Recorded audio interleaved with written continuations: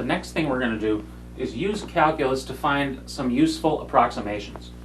And all of what we're going to be doing is a result of the derivative giving us tangent line, giving us the slope of tangent lines, which allows us to find equations of tangent lines. The first approximation is the linear approximation, which you could also think of as a tangent line approximation. And for this linear approximation, we're going to take a function f, and with this function, we know what happens at a. So a is a value. We know the function evaluated at a. Well, if we know what happens to the function at a, we can find a tangent line at a. But what about a point near a? Well, we know what happens at a. We don't know exactly what happens near a. Say we wanted to know this y value, f of x. We want to know that y value. We know what happens here, and we can find a tangent line. Well, the linear approximation is going to say we can use this tangent line to find this point on the tangent line at x. And if x is close to a, that point will give us a reasonable approximation for this value. So we're going to find this tangent line and use that to approximate this y value. Notice it is an approximation. I mean, their heights do differ, but for close enough values, it will give us a reasonable approximation. And let's write all of that down as a definition. If f of x is differentiable, this tangent line isn't going to work if it's not differentiable because you can't find the derivative.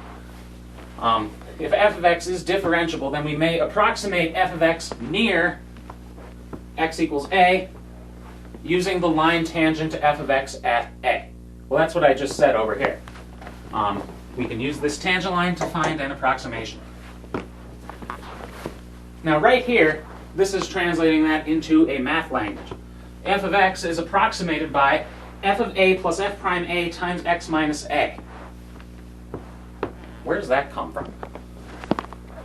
Well, instead of writing it, maybe I'll just show you because it's written down here. Where does that come from? Well, it is the tangent line, rewritten with a little different notation than we've seen. Where's the camera? There's the camera.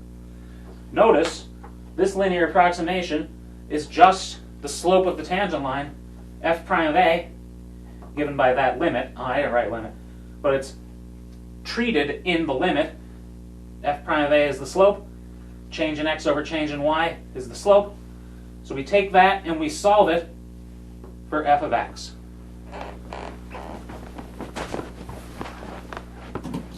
And that's what we have here.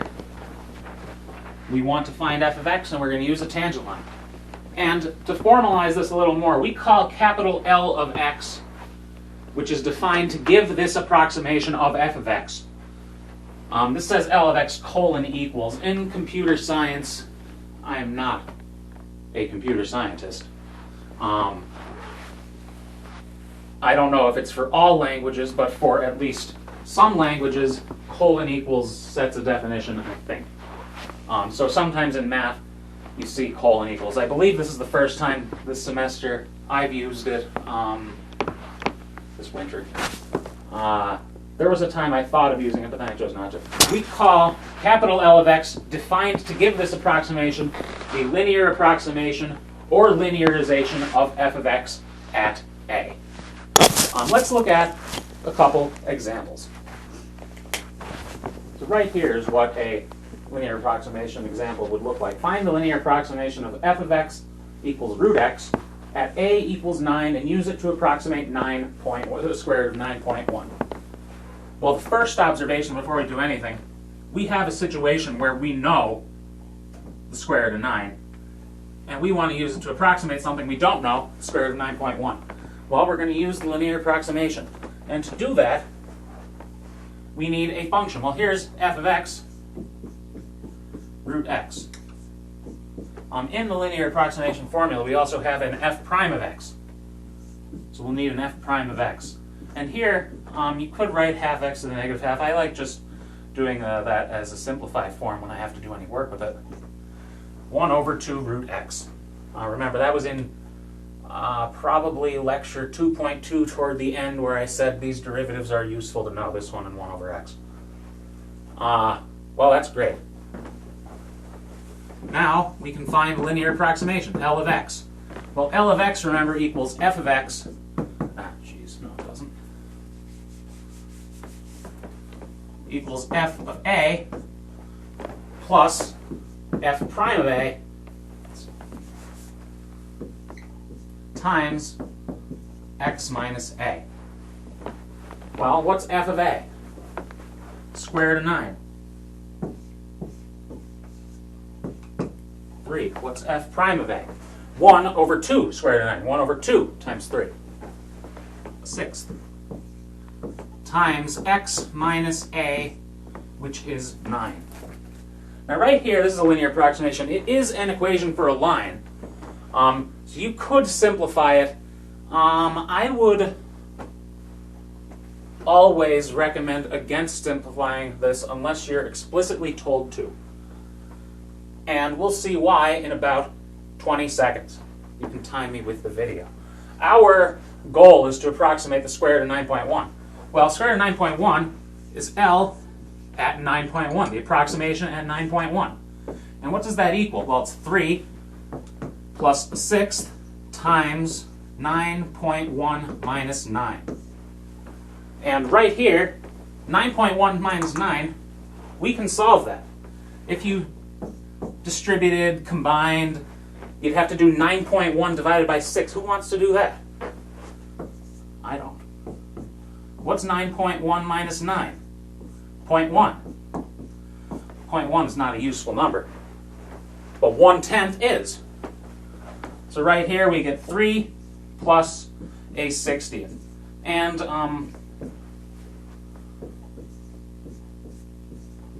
with these, you could simplify it to a fraction like that. I'm okay also with an answer like this. In many ways, for a linear approximation, that answer is more illustrative than 181 over 60. Because it shows us that what we expected to happen did happen. What did we expect to happen? We want to know the square root of 9.1. Well, the square root of 9.1 should be 3 plus a little bit more. And this gives us 3 plus a little bit more. Notice the linear approximation says our approximation is what we know, plus the derivative altered by a little bit.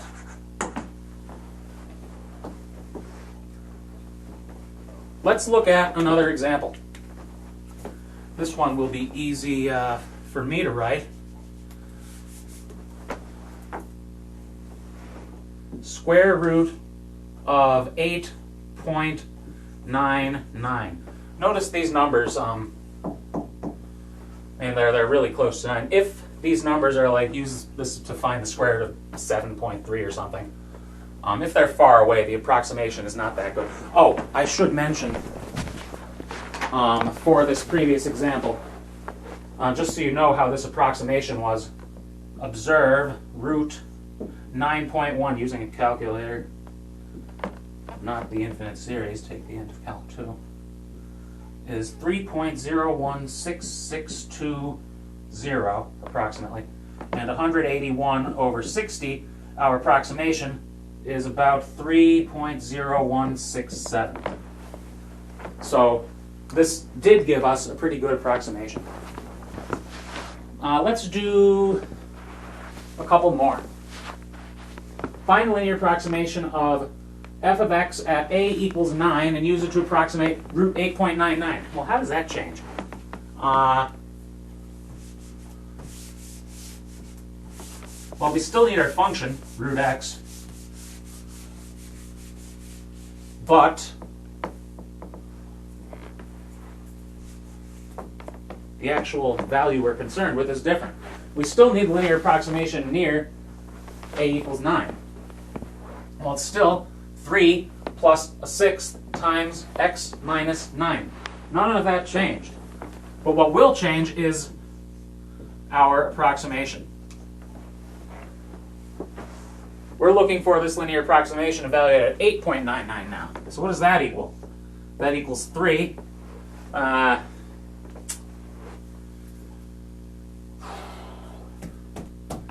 If I wrote a squiggly equal in the previous example, it should be a solid equal. More on that after we finish this.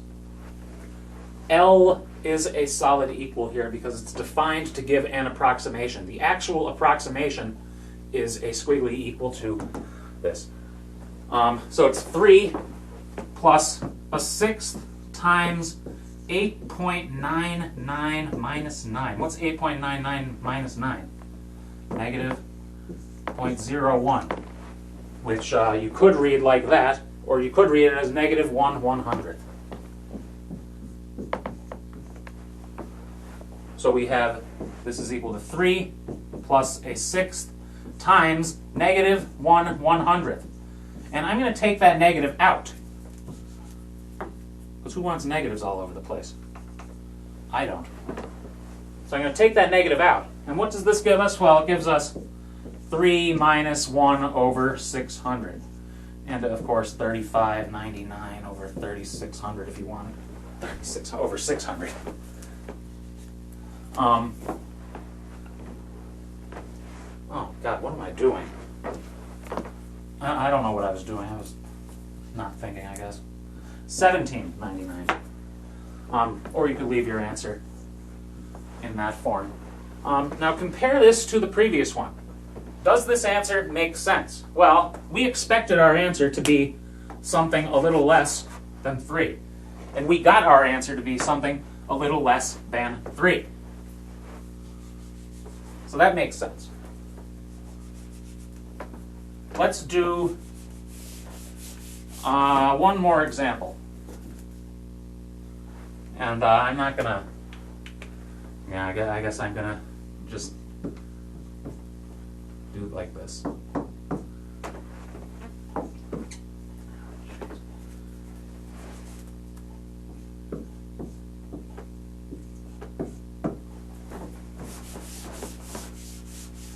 So find the linear approximation of log x, natural log x, near, or at a equals 1, a value we know log of 1, and use it to approximate log of 0.9.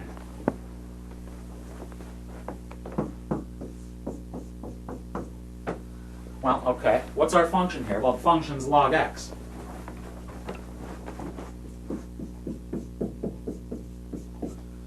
The derivative of log x, natural log x, is 1 over x. Well, that's wonderful. So what does this equal? Well, f of x. Did it again. F of a, the point we know. What is f of 1? Log 1. What's log 1? E to the 0 is 1, so log 1 is 0. Plus f prime at a. 1 divided by 1 is 1. Times x minus a. I'm actually going to simplify this one because 0 plus 1 times something, I don't like how that looks. This just equals x minus 1. Well, okay, and we want to use this to approximate log of 0.9. So L of 0.9 equals 0.9 minus 1, negative 1/10. And this answer does make sense because log of 1 is 0. So we would expect log of 0.9 to go a little less than 0 because log goes, under the x-axis at that point. Before ending linear approximations, I'd like to just make one final observation here. Another way of reaching this conclusion would look like this. So log of 0.9 is approximately negative 1/10. That's where the approximation comes in. L just gives us a function that we're using to find an approximation. The actual approximation is what we wanted. And that is an approximation. The next approximation will be an approximation using what are known as differentials. And it's very similar to the linear approximation. In some sense, it's equivalent. But you'll see we actually are measuring slightly different things. Differentials could be used to then find a linear approximation, but you need to do another step. We won't do that. So here we have a similar setup. We have a function, we have a point we know, we'll call it A. We have a tangent line at A. We're going to mark off another point, which we call A plus dx. And what we want to do, well, let's label a couple things before saying what we want to do. We're going to label a couple changes. First of all, we have a change in x. This is a delta x. And here, delta x, which is this distance, is equal to dx. First observation. Well, the next observation is how the y's change. And to do that, I'm going to mark off the y values using these horizontal lines. So both of these x values we have defines a y value on our function. So let's mark them off. This right here, I'm going to get rid of the rest of this tangent line so I can write. This distance right here is going to be delta y. The actual change in y on this function. Because it's the y value here and how it changes up to the y value there. Well, that's great. We want to know about delta y. Well, what we're going to do is use the tangent line to give us an approximation for delta y. And we're going to call this value here, I hope this shows up on the camera. This value here between this lower dotted line and this point on the tangent line, we're going to call that value dy. And from all of this, we get some equations. First, delta y is the change in the y value, the actual change in the y values. We can find that by taking f of this point and subtracting f of this point. Well, that's great. dy, using the tangent line, this quantity dy, notice it's not the actual y value on this tangent line. Linear approximation, we found that actual y value. Here, it's just the y value on the tangent line, but above where you're starting. So dy is given by f prime of x dx, where dx, maybe I should write a fourth equation. Delta x equals dx. I mean, I wrote it there, but I'm going to write a fourth equation. dy is f prime of x dx, similarly to the linear approximation, but without that starting value. But the real thing we're doing here is saying that delta y can be approximated by dy. And again, for close values. If it's far away, then this function, for example, could grow way up there and the tangent line is only down here.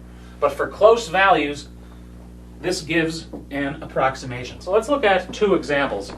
I'm not going to ask you anything like this first example, but it is here to illustrate the approximation. Find delta y and dy at x equals 3 if dx equals 0.1 for this curve. Well, delta y is f at 3 plus 0.1, f at 3.1 minus f at the starting point. Now I'm not going to ask you this or anything like this first one. Because to find this, you'd have to do 3.1 squared, which you could do, what, 3.1, I don't know, 31 squared over 100. What is that, 930? No, I think it's 960. Yeah, 961 because it's 30 plus 1. Who knows how to square things quickly, certain things? 31 squared equals 30 plus 1 squared. equals 900 plus 60 plus 1. First thing squared plus 2 times that plus last thing squared. So 961. But for this one, I just threw numbers into a calculator to illustrate the approximation. This is 0.81. What's dy? Well, dy is f prime of x dx. This should probably say delta x equals 0.1. I should say delta x is 0.1. Whatever, they're the same. So dy f prime of x. What's f prime of x? Well, I mean f of x. So it's 2x plus 2 dx. X is 3, so you get 2 times 3, which is 6, plus 2, which is 8, times dx, which is 0.1, so 0.8.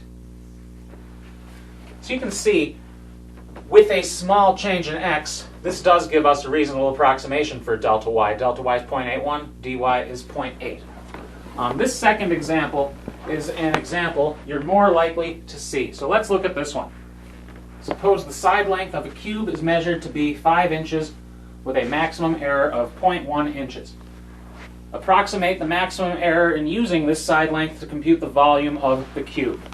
I changed the phrasing of this question from when I was talking over there because the previous phrasing actually didn't ask what it's supposed to ask. But this does now. Suppose the side length is measured to be something with an error. Well, here we have an error in x value and an error in the quantity we know about.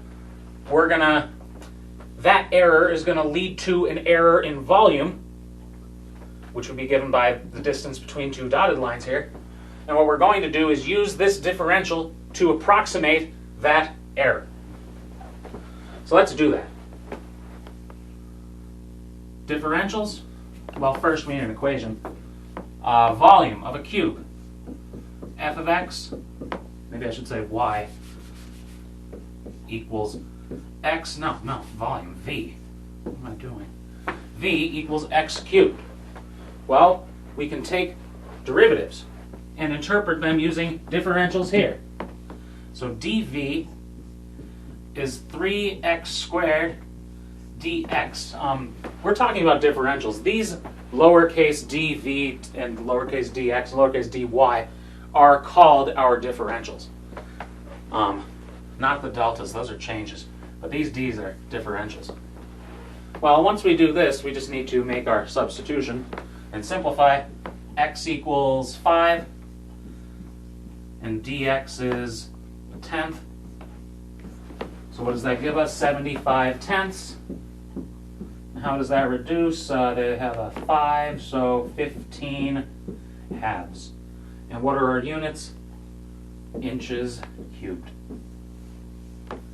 So this second context, I like the second context much more than the first one because, I mean, the first one is just following some equations, but the next one, you have to think about what you're asked.